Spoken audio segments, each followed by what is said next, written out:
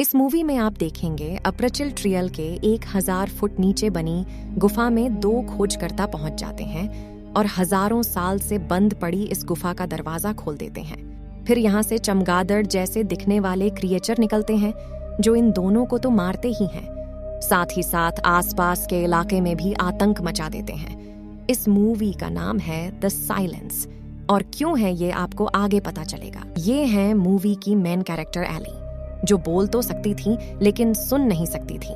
इसकी महसूस करने की शक्ति बहुत तेज थी। ये लिपसिंग को भी बखूबी जानती थी। अक्सर इसके आसपास के लोग इसका मजाक उड़ाते थे, लेकिन इसने कभी उनकी परवाह नहीं की। ये है हग और ग्लेन। हग एली के फादर हैं और ग्लेन उनका पड़ोसी, हग के बचपन का दोस्त है। ग्लेन की खुद की कोई फैमिली नहीं है, लेकिन वो हग की फैमिली को ही अपनी फैमिली मानता है।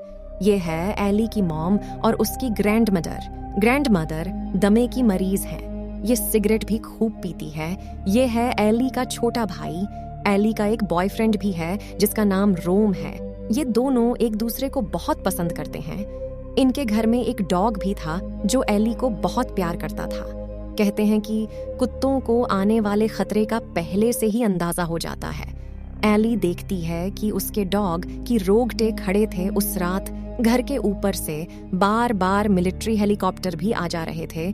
उस रात एली के बॉयफ्रेंड रोम उसे एक वीडियो भेजता है जिसमें एक जगह बहुत अजीब से चमगादड़ देखे गए थे। रात को जब एली सो रही थी तो 3 बजे उसकी मॉम आकर उसे उठाती हैं और कहती है कि यहाँ कुछ तो हो रहा है। वो बाहर जाकर देखती है तो सभी चिंता में थे। तभी वहां पर ग्लेन भी आ जाता है और पूछता है कि इतनी रात को मुझे क्यों बुलाया। फिर वे टीवी में न्यूज़ देखते हैं जिसमें बताया जा रहा था कि जंगल के आसपास के इलाकों में लोगों पर अजीब से चमगादड़ों का हमला हुआ है, जो शायद किसी केमिकल के कारण आकार में बड़े हो गए हैं। वे लोगों को मार कर खा रहे हैं। अभी सोशल मीडिया पर एक वीडियो वायरल हो रही है जिसमें एक लेडी बताती है किसी तरह का भी शोर ना करे क्योंकि ये आवाज की तरफ अट्रैक्ट होते हैं। हजारों साल से बंद पड़ी गुफा खुल गई है। किसी को भी अंदाजा नहीं है ये कितना बड़ा खतरा होने वाला है। फिर हग और ग्लेन देखते हैं उनके घर के ऊपर से लड़ाकू विमान जा रहे थे। फिर हग घर के अंदर आकर कहता है, हर वो चीज जो शोर करती है उसे साइलेंट कर दो, कोई घर से बाहर नहीं जाएगा। लेकिन एली कहती हैं, अगर हम इस इलाके से ही बाहर चले जाएं तो बस फिर क्या था। वहां से निकलने की तैयारी शुरू हो जाती है। वे दोनों अपनी कार लेकर वहां से निकल पड़ते हैं। इन क्रिकेटरों के हमले के कारण पूरा शहर नरक की आग में झुलस रहा था। रेडियो पर लगातार खबरें आ रही थीं कि कोई भी घर से बाहर ना निकले। उस इलाके से बाहर जाने के सभी रास्ते जाम हैं। रोम एली को कहता है, तुम्हें घर से बाहर नहीं आना चाहिए था। घर से सेफ कोई जगह नहीं होती। फिर वे एक गैस स्टेशन पर फ्यूल भरवाने के लिए रुकते हैं। एली अपने कुत्ते को बाथरूम करवाने के लिए कार से नीचे उतरती है। तभी वहां पर एक आदमी गन लेकर आता है और उन्हें कहता है कि मुझे तुम्हारी कार की चाबी चाहिए।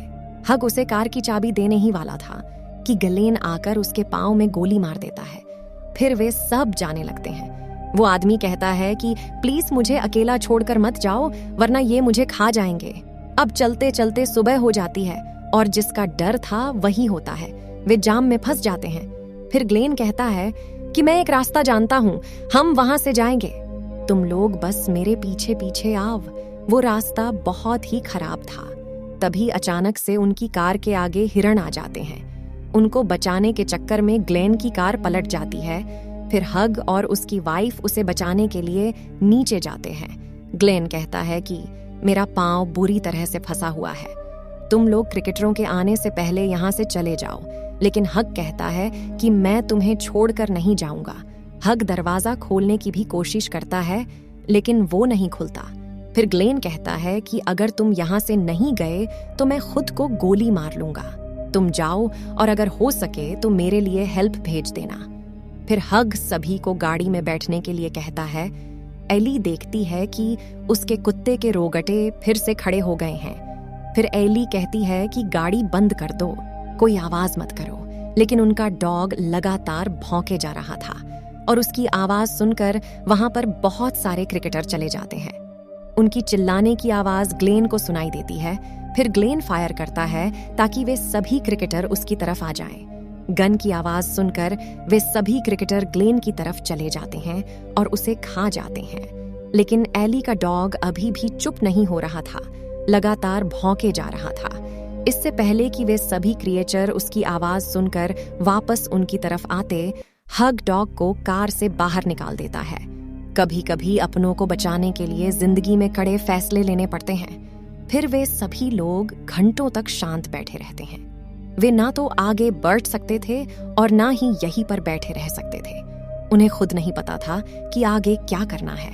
फिर हग इशारा करके कहता है, मैं बाहर जाकर देखता हूँ, और चुपके से बिना आवाज किए वो कार से बाहर आ जाता है। लेकिन तभी ग्रैंडमदर की खांसी छिड़ जाती है। हग की जान गले में अटक जाती है। एक क्रिएचर उनकी कार के ऊपर आकर बैठ जाता है और अंदर घुसने की कोशिश करने लगता है। फिर हग पास में पड़ा हुआ स्टील रिंग स्पेनर उठाता है और उसे दूर फेंक देता है। उसकी आवाज सुनकर क्रिएचर उसके पास जाता है और उसे खाने की कोशिश करता है और बाद में वहां से उड़ जाता है। फिर हग वापस कार के अंदर जाता है और सबको कहता है कि हमें अंधेरा होने से पहले शटर तक पहुंचना होगा। फिर वो अपनी मॉम से लाइटर लेता है और अपने दोस्त ग्लेन की कार में आग लगा देता है ताकि अगर वो तड़प रहा हो तो उसको मुक्ति मिल जाए और क्रिएचर का ध्यान भटक जाए। फिर वे सब पैदल जंगल की तरफ बढ़ने लगते हैं। दोस्तों, आपको क्या लगता है, इनका अपने घर से बाहर निकलने का आइडिया सही था या गलत? कमेंट में जरूर बताना और चैनल को सब्सक्राइब कर लेना। इस जंगल से दूर जाने के चक्कर में है। अब ये जंगल के अंदर ही पहुंच गए थे। अब शायद इन लोगों को भी महसूस हो गया था कि उन्होंने बहुत बड़ी गलती कर ली है। तभी उस जोअनी को एक घर दिखता है और वे सभी उस घर की तरफ बढ़ने लगते हैं। वहां पहुंचते पहुंचते पूरी तरह से अंधेरा हो जाता है। देखने में तो ये घर बिल्कुल सेफ लग रहा था। फिर हग गेट खोलने की कोशिश करता है और गेट पर टंगी बेल के कारण शोर हो जाता है और वहां एक क्रिएचर चला आता है। फिर अंदर से हाउस की ओनर भी आ जाती है। वो कहती है कि किसकी हिम्मत हुई है यहाँ आने की। बस फिर क्या था, उसकी आवाज सुनकर बहुत सारे क्रिएचर उस पर टूट पड़ते हैं। फिर उन्हें वहां पर एक छोटी सी टनल दिखाई देती है। वो शायद किसी डॉग वगैरह के लिए बनाई गई थी। हग कहता है कि पहले मैं अंदर जाकर देखूंगा। जब वो टनल के अंदर से क्रॉस कर रहा था तो वहां पर एक स्नेक भी था। हग सेफली अंदर पहुंच जाता है और घर की अच्छे से छानबीन करता है। घर में कोई भी नहीं था। फिर वो बाहर आकर सभी को इशारा करके अंदर आने को कहता है। जब सभी लोग टनल क्रॉस कर रहे थे उस समय उन्हें स्नेक दिख जाता है और सभी चिल्लाने लगते हैं। फिर उनकी आवाज सुनकर क्रिएचर उन पर हमला कर देता है।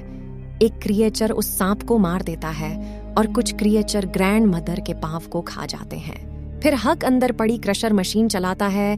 फिर वहां आसपास जितने भी क्रिएचर होते हैं वे सब उसकी आवाज सुनकर उस मशीन के अंदर चले आते हैं और क्रैश हो जाते हैं। अंदर जाकर वे दादी के पांव को चेक करते हैं। वहां बहुत बड़ा घाव हो गया था और इस घाव पर लगाने के लिए उनके पास कोई भी दवा या बैंडेज नहीं थी। फिर सब लोग सो जाते हैं। एली रोम के पास वीडियो कॉल करती है। रोम ट्रबल में था। वो बताता है कि उसकी फैमिली मारी गई है। तभी कॉल डिस्कनेक्ट हो जाती है और एली रोने लगती है। अगले दिन हग अपने बेटे को देने के लिए डंडे का एक नुकीला भल्ला बना देता है ताकि उससे वो खुद की रक्षा कर सके। एली ग्रैंडमदर के जख्म को देखती है जो पहले से ज्यादा खराब हो चुका था। फिर कैली हग और एली को बताती है कि बिना एंटीबायोटिक इन्फेक्शन फैलता जा रहा है। मैंने घर में हर जगह ढूंढ लिया है लेकिन कहीं भी कोई दवा नहीं मिली। बिना दवा के वो ज्यादा समय जिंदा नहीं रह पाएगी। फिर हग अपनी वाइफ को एक गन देकर एली को अपने साथ ले जाता है ताकि वह कहीं से एंटीबायोटिक का जुगाड़ कर सके। हग दरवाजा खोल देता है और वे दोनों वहां से निकल जाते हैं। उस समय हजारों की संख्या में क्रिएचर बिजली के खंभों और तारों पर लटके हुए थे। वे चलते चलते पास के एक कस्बे में पहुंच जाते हैं। वो जगह पूरी तरह से खाली पड़ी हुई थी। फिर वे ढूंढते ढूंढते एक मेडिकल स्टोर तक पहुंच जाते हैं। उस समय कोई आदमी उनको खड़ा दूर से देख रहा था। आगे का दरवाजा बंद होने के कारण हग पीछे के दरवाजे से बिल्डिंग में घुस जाता है। उस बिल्डिंग में कई लोगों की लाशें भी पड़ी थीं जो इन क्रिकेटरों ने बुरी तरह से नोच रखी थी। जब हग और एली इस बिल्डिंग के अंदर थे तो वो आदमी उनको छुप छुप कर देख रहा था। एली देखती है कि ये क्रिएचर जिनको भी खाते हैं उनके अंदर अपने अंडे छोड़ देते हैं ताकि वहां से और क्रिएचर पैदा हो सके। फिर एली से थोड़ा शोर हो जाता है और वहां क्रिएचर आ जाते हैं। वहां से बच निकलने का कोई भी रास्ता नहीं था। तभी एली की नजर वहां ऊपर लगे फायर डिटेक्टिव अलार्म पर पड़ती है। हग एली को पास में पड़ा हुआ मोब पकड़ाने के लिए कहता है और उसमें आग लगाकर फायर अलार्म ऑन कर देता है। जब अलार्म बजते हैं तो वे दोनों उसकी आड़ में बच निकलते हैं। जब वे बाहर जाते हैं तो वो आदमी उनके पास आता है और उन दोनों को अपना ग्रुप ज्वाइन करने के लिए कहता है। एली को वो आदमी अजीब लगता है, लेकिन वो बार बार उनको फोर्स करता है। हग और एली उसे इग्नोर करके आगे बढ़ जाते हैं। उस आदमी ने अपनी जीभ भी काट रखी थी। अगले दिन हग टीवी ऑन करके देखता है।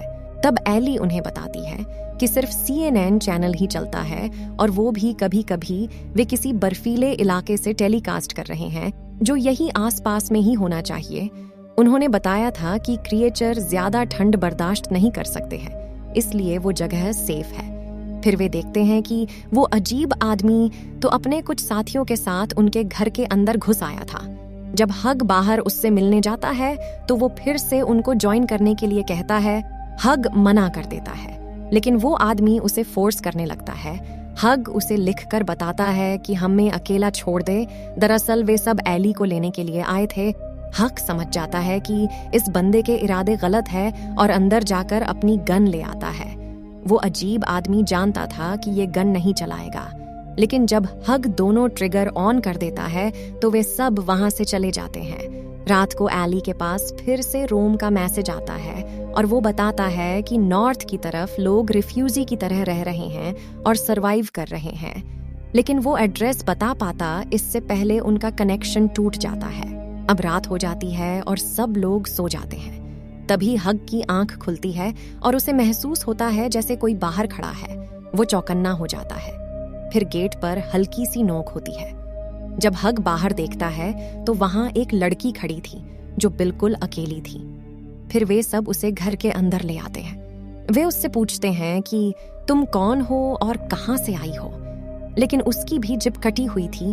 तभी एली की आंख खुल जाती है और वो देखती है कि बाहर शीशे के ऊपर एक फोन चिपका हुआ है और उस लड़की के भी पेट के ऊपर बहुत सारे फोन बंधे हुए थे।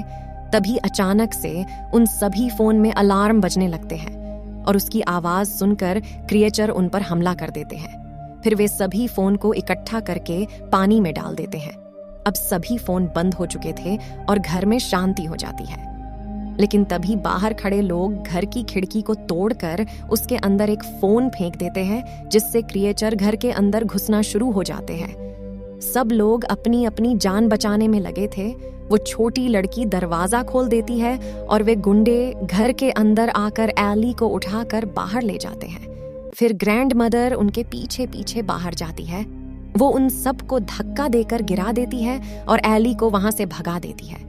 फिर ग्रैंड मदर जोर से चिल्ला आती है और उसकी आवाज सुनकर वहां पर क्रिएचर चले जाते हैं। वे उन सब पर हमला कर देते हैं, लेकिन तभी वहां और गुंडे आ जाते हैं और एली को फिर से पकड़ लेते हैं। वे हग की तरफ चुप रहने का इशारा करते हैं और वहां से चले जाते हैं। लेकिन एली की फैमिली इतनी आसानी से कहाँ उन्हें एली को ले जाने दे सकती थी। वे आकर उन सब पर हथियारों से हमला करते हैं और उन सब को मार देते हैं। वे उनके साथ ही लड़की और उसकी माँ को नहीं मारते हैं, क्योंकि उन्हें पता था कि उन दोनों को इन लोगों ने जबरदस्ती अपने साथ रखा हुआ है। फिर वे सब अपने अपने रास्ते चले जाते हैं। अब वे कई दिनों से चलते ही जा रहे थे और चलते चलते बर्फीले इलाके में पहुंच जाते हैं। अब उन्हें वो जगह मिल जाती है जिसके बारे में रोम ने उन्हें बताया था। रोम भी वहीं कहीं आसपास में ही था। एक बार तो कुछ समय के लिए इनकी जान बच गई थी, लेकिन एक दिन ऐसा आएगा जब क्रिएचर को भी धीरे धीरे ठंड में रहने की आदत पड़ जाएगी। लेकिन तब तक इन सर्वाइवर्स को भी साइलेंट रहने की आदत पड़ चुकी होगी। अब बस देखना ये है कि क्रिएचर इंसान को पहले खत्म करते हैं या इंसान क्रिएचर्स को। दोस्तों, मुझे लगता है कि मूवी का सेकंड पार्ट जरूर आएगा और जैसे ही आया मैं आपके लिए एक्सप्लेन करके जरूर लेकर आऊंगी। मूवी अच्छी लगी हो तो प्लीज वीडियो को लाइक करें और चैनल को सब्सक्राइब करें। हम मिलेंगे नए दिन नए वीडियो के साथ। तब तक के लिए बाय बाय।